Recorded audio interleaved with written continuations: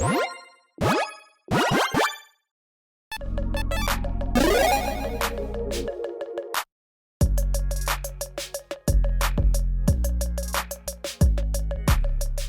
everyone, Mitch coming in for the Command Score Studio. Welcome to the show. So, on today's episode, I've got some sleeper cards for you that, well, you and the rest of the Magic community very well might be sleeping on and need to know about right about now. So, first up, and I'm just going to go with the order that Moxfield put out, and apparently artifacts are first, so here you go, Thunder Staff, a really cool card that, well, can make a giant impact in a game on multiple ways. It's an artifact for 3 mana. As long as it's untapped, if a creature would deal combat damage to you, prevent 1 of that damage, and also pay 2 and tap. Attacking creatures get +1/+0 until end of turn. Now, this card is fantastic at not only preventing certain attacks, but also either encouraging them or, well, yeah, making your attacks even more deadly and devastating. It can be a great card for go-wide strategies and a great card against go-wide strategies too. And also kind of a politics card in a way because, again, it doesn't specify your attacking creatures. Again, pay 2 tap, attacking creatures get. And you can activate that at any speed. Again, instant speed, essentially, not just sorcery speed, I should say. So being able to say, hey, opponent, I see that you have that massive token army over there. Here's what happens if you swing at me. Nothing. You know, you lose, 1 damage per creature. If they're just a bunch of 1/1s, nothing happens. Or if they're 2/2s, you get half the amount of damage, okay? But if you go over there and swing at, say, that other player, well, what I can do is I can pay to tap this and all of a sudden pump your entire team to make that attack mean so much more, to give you that extra damage. So, yeah, this gives you, again, a politicking tool that also just inherently protects you from opponents who are like, oh, do I want to waste my attack on that player if it's going to be mostly prevented or, not be as effective in a different direction? And also giving you that chip to say, hey, go at someone else. Or again, on offense for yourself, if you have a go-wide strategy, yeah, all of a sudden, again, with your 1/1 tokens, you are all of a sudden just pumping them, doubling up their damage potential, making them hit so much harder. So again, a card that can help you in offense and defense. It's a really cool card that, again, is quite unexpected. These are the types of cards where players are like, wait, what is that? And not just because we're getting like 2,000 cards every single year now, but because it is an older card that, again, just flies under the radar, and all of a sudden it can change a game for you. Speaking of which, Bellowing Tangle Worm. People out there are sleeping on Intimidate cards. Because, I mean, yeah, there's other, ways to get through an evasion and whatnot, but Intimidate is a great one, especially a card like this, a 4/4 worm with Intimidate itself that costs 5 mana. It says other green creatures control of Intimidate, which means that this creature can't be blocked except by artifact creatures and or creatures that share a color with it. So again, green. So basically, with this kind of a card, it is a great way to get your team through in a lot of circumstances. Now, are there going to be times where, sure, you're playing against a player and they have, like, all green creatures, like, oh, okay, or all artifact creatures, like, all right, yeah, sure. Yeah, but also you've got 2 other opponents, and chances are that they also don't have all artifact and all green creatures. There are plenty of times where this can get you through on any opponent, or at the very least make it so that some of their best creatures cannot block. So being able to say, oh, my team is basically unblockable for a, creature that just comes into play, and probably, with a aggressive type creature strategy, you've got other ways to maybe pump it, other ways to make it deadlier.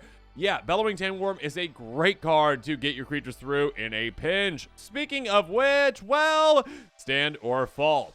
Let's talk about this one. Enchantment for 4 mana in red. It also has a counterpart that we'll get to here in a bit that I absolutely love.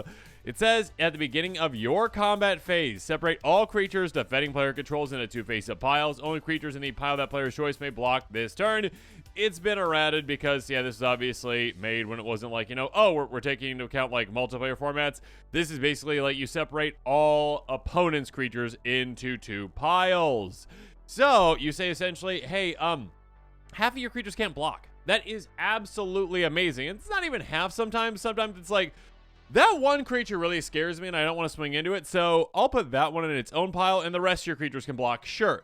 Being able to essentially establish what creatures, in a way, at least maybe like half a team or part of a team that cannot block that you're going to be able to get through on, allows you to be more aggressive in combat and not have to worry about certain things. And it puts your opponents into a really awkward situation where, again, they think they've got a really good defensive strategy, and all of a sudden you throw this down, you're like, oh no, I cannot block anywhere near as effectively as I would like to. On the other end of things, again, fight or flight. I love this card, and this one is so impactful in a format like Commander because, yeah, you can politic a lot with this card. It's an enchantment for 4 mana in white. At the beginning of each opponent's combat phase, separate all creatures that player controls into 2 face-up piles. Only creatures in the pile of their choice may attack this turn. So essentially, again, being able to be like, oh, okay, cool. We are going from, this player and saying, hey, you know what? Who are you going to swing those creatures at? Oh, okay. You plan on swinging at me? All right. Well, then I will actually, switch them this way and that way. And I will ensure that they are not coming at me at a very good way. I'm going to be able to actually move those creatures into a way that you can only be half as effective as you would be when you're coming to swing at me. That being said, again, if an opponent is willing to work with you, you can be like, hey, who are you going to be swinging those creatures at? Oh, okay, well, yeah, you understand how this is going, right? If you're going to be swinging at me, I'm going to be making them a lot less effective. But if you're going to swing at, say, that other player, here's your pile choices. Every single one of your creatures or none of your creatures. And yeah, you can do that. You can have a pile with nothing in it. So essentially, you give that opponent the option to utilize their full force if they're not coming at you. So yeah, this is either a great way to, again, protect yourself from, some really scary creatures or half their creatures essentially, or be able to politic and be like, yeah, swing elsewhere so you're actually utilizing your attacks effectively, and I will allow you to attack effectively if you're not attacking at me. So it's a good defense card as well as a good politicking card as well. Another card that is really cool and is underrated, Blurry of Wings. I love this card. Instant for 3 mana in ban. Put X 1/1 white bird soldier creature tokens into play. With flying, or X the number of attacking creatures. Now, there's a couple of things that players might not notice on this card. Again, it's the number of attacking creatures. Does not say you control, does not say attacking you. No. Just in general, attacking creatures. And when this card was made, sure, it didn't probably really come into effect. It probably didn't even be thought of essentially that there could be multiple opponents in play swinging or whatnot, or that you would not be swung at, or you'd be the one swinging. Essentially, again, this is a way to either, one, double up your entire army, again, with a bunch of 1/1 flyers just by being like, okay, for 3 mana, I swung at you with my team. I've got, say, 10 creatures in play. I pay 3 mana to double that up. All of a sudden, I, again, just have now 10 extra creatures. Cool with flying. Great. Awesome. Good for me. Or it can be a fog in a way where, again, a player is swinging out at you and you're like, oh, well, that's not good. Cool, they've got a bunch of creatures swinging at me. All right, all of a sudden, I just cast this for 3 mana, and I stop all those creatures from hitting me because I got a bunch of blockers, essentially, now. Or, in another scenario, again, and players might not realize this, I've got player B and player C or whatever, and player B is swinging at player C, and I'm just like, oh, well, player B is swinging out with a massive army at player C. I'm not even involved in this, but all of a sudden, I'm just sitting on the sideline and going, yeah, while this is happening, I'm going to pay 3 mana, and I'm going to make a creature for every single creature that's swinging right now. So again, someone can be in a dominant board position where they have a ton of creatures in play, and they are in a great position, and all of a sudden you just cast this, and you're like, oh, okay, cool. I've got just as many creatures, if not more than you now. So again, this is a card that is so flexible, so effective in so many scenarios, and again, they are flyers. They are evasive creatures. You have a 3 mana spell that can be a fog, that can be I double up my own army, or I make an army the size of your army, essentially. So yeah, this is a really cool, really good card that can be game ending as well. Next up, Fade Away. This is a card I highlighted years ago, and it still sees almost no play. I guess I should say with all these cards, they're all seeing play in 1% or less of eligible decks out there, according to Track. Sorcery for 3 mana in blue. For each creature that creature's controller pays 1 or sacrifices a permanent. This card is brutally effective and a really weird card in blue. Like, blue used to have like these types of effects where it was like, yeah, pay a mana or you sacrifice something. It's like a tithe kind of thing. But essentially, this is a board wipe in waiting, essentially. It, again, is something that you can prepare for, but your opponents are not going to be prepared for. You are either draining your opponents of so many resources, which is amazing because you can set yourself up for other things on that same turn, but this can be a great way where, like, oh, an opponent might have some mana open, maybe, to stop some things, like a Swords of Plowshares, maybe to take out your commander or whatnot. but you are forcing the issue where it's like, hey, do you want to keep your things around? Okay, you gotta spend a bunch of mana to do so. And in many circumstances too, your opponents probably don't have a lot of mana lying around just in case they had to pay this mana to save their creatures. So they are either sacrificing those creatures or sacrificing other permanents to save those creatures. And that can be a really tough decision for them. Whereas you, again, are prepared for this. You're maybe willing to invest a couple of mana into your creatures, or maybe you don't even have creatures on the board. You are able to play around this to know what's going on and to say, hey, you know what? I'm going to be in a good position, and I'm putting my opponents in a really bad position, either wiping their boards. Again, a sacrifice effect. Getting around indestructibility, getting around regeneration, etc., etc., etc. A lot of awesome ways to just essentially say, you know what? Hey, it doesn't matter what protections you have lying around. Did you save up mana for your things? Because if not, you're in a lot of trouble. Moving on, though, another 3-mana spell in blue. Borrowing 100,000 arrows, one of the weirdest worded cards in Magic. I mean, just like the name, like borrowing 100,000 arrows. Typically, you don't see like, a number in the actual title, usually. Sorcery for 3 mana in blue. Draw a card for each tab creature target opponent controls. Here's the thing. Is this circumstantial? Sure. Sure it is. Yes, it is. I mean, there are certain decks, of course, out there like Hilda or whatever that, you're going to be tapping down opponent's creatures, obviously, and it can see play in those decks. That being said, even though it is circumstantial, I mean, just literally, on your next commander night, okay? In your games, just throughout the game, just start to notice, like, on opponent's turns, just like, how many creatures they have tapped? Not opponent's turns. On your turn, how many creatures your opponents control have tapped? So essentially, be able to say, okay, that player's got 4 creatures tapped. That player's got 3 creatures tapped. That player's got 6 creatures tapped.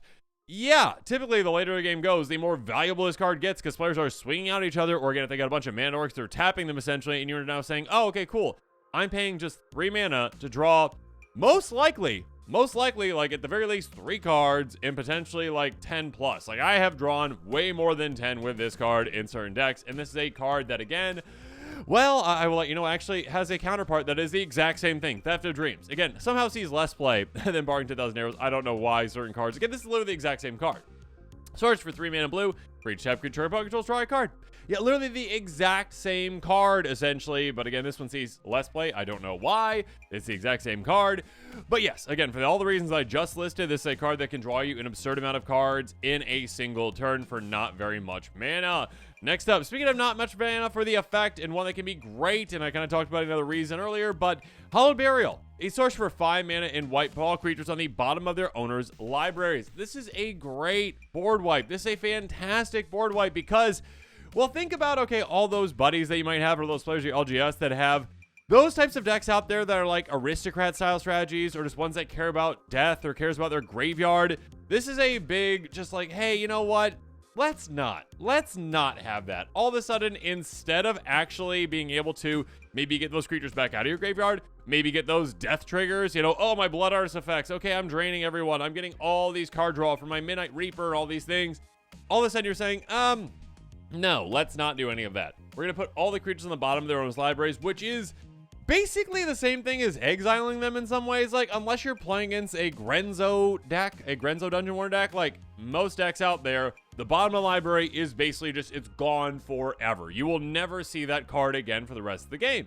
So all of a sudden you're just saying, yeah, let's just stop any death triggers from happening. Let's get around indestructibility, get around regeneration, get around all these things, essentially protection, essentially as well, and say, you know what? Those creatures are gone permanently. They are not going to your graveyard. You will never get them back. And essentially, you know what? Let's just stop certain strategies from getting benefits off of a board wipe. Next up, Chronomantic Escape. I love this card. This card is so good so many times. And it's just a weird, wonky card. A sorcerer for 6 mana in white, but you're probably not going to spend that much. Typically, you're going to spend 3 for 2 and a white. Although, later in the game, you will hard cast this when you're like, yeah, I need this right away. But early on, you're like, oh, okay, cool. I got nothing to do with my mana. Awesome. I'll spend this. And all of a sudden, just every 3 turns, I get this. Until your next turn, creatures can attack you. Remove it from the game with 3 time counters on it. This is a massive thing that just changes the entire landscape of the game literally every 3 turns. Or less if you've got ways to manipulate the number of counters on it and that kind of stuff as well. But still, at the very least, you literally get a, hey, free pass from combat, essentially, every 3 turns. Not even to worry about your opponent's board states when it comes to like, oh, giant creatures in play. Oh, a giant army. Oh, no, it's going to swing at me. No, you have that giant army again. You have that giant army right there. well, all of a sudden, you can't attack me, so you might as well send that somewhere else, right? So being able to just have an extra turn to prepare yourself, an extra turn to wipe the board, an extra turn to get your army to the position where it needs to be, essentially. And again, this happens every 3 turns. This makes so much impact throughout the game. And you might not even realize it until you actually utilize a card like this and just realize how joyous it is when that last counter comes off and you're like, oh, I don't have to worry about your creatures. Awesome. All right. Yeah, do what you're going to do. Swing at other players. I don't care. Have fun. And all of a sudden, take each other out while I just sit here and just twiddle my thumbs. And the next turn, I'll have a response. I'll have something I need to do. I will have a position that I can really utilize to take over the game. And then finally, a really weird card. One that I just like in 5 colors specifically, I should say, in 5 colors specifically, or in very specific circumstances where you are playing like a deck that has cards that have these same names. Like, a deck can contain any number of cards named a blank, that kind of stuff, okay? Clarion Ultimatum, a sorcerer for 7 mana in very specific colors. Choose 5 permanents you control. For each of those permanents, you may search your library for a card with the same name as that permanent. Put those cards in a play tab, then shuffle your library. Here's the thing. Yeah, this card is absolutely garbage in Commander for the most part because, it's a singleton format. Yeah, you're not going to have other things in your deck with the same name. Except for basic lands. Yeah, there you go. This is a 7 mana go ramp spell, basically. This is a 7 mana go get 5 lands. If you are a player like me who, when you play a 5 color deck, and I love 5 color decks, guilty as charged, and you still utilize a ton of basic lands because, yes, you can use a ton of basics in a 5-color deck and make it function really well if you build it properly, where you utilize the right resources to fix your mana and to ramp properly, then, yeah, you can cast something like this. I love this especially in my Joda deck. Be able to cast something like this and go just double up your mana base. Not double up, but nearly double up your mana base. If you cast this for 7, you're like, okay, cool. All right, I'll go get 5 lands. Awesome. Good for me. All of a sudden being able to be like, oh, okay, cool. Yeah.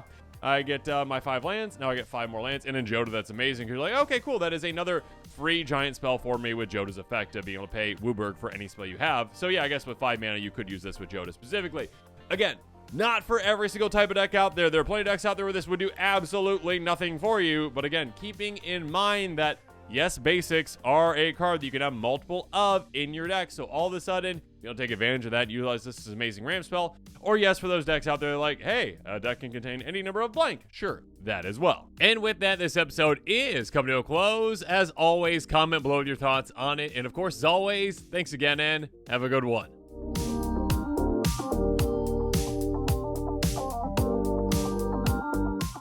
This show and episodes like this one are possible thanks to viewers like you. If you're looking for an easy way to help support this show, make sure that you like, share, and subscribe. Also, hit that bell notification icon so you don't miss any new episodes. You can also go check out our playmats and other merchandise at thecommandersquarters.com. Another easy way to support this show is with our TCG player affiliate links. So whether you're buying a deck or individual cards, you can use this general link right here or one in the description. And the final way that you can support this show is by supporting us directly by becoming a patron. There are many benefits to being a patron, and I truly couldn't do this without all of their support.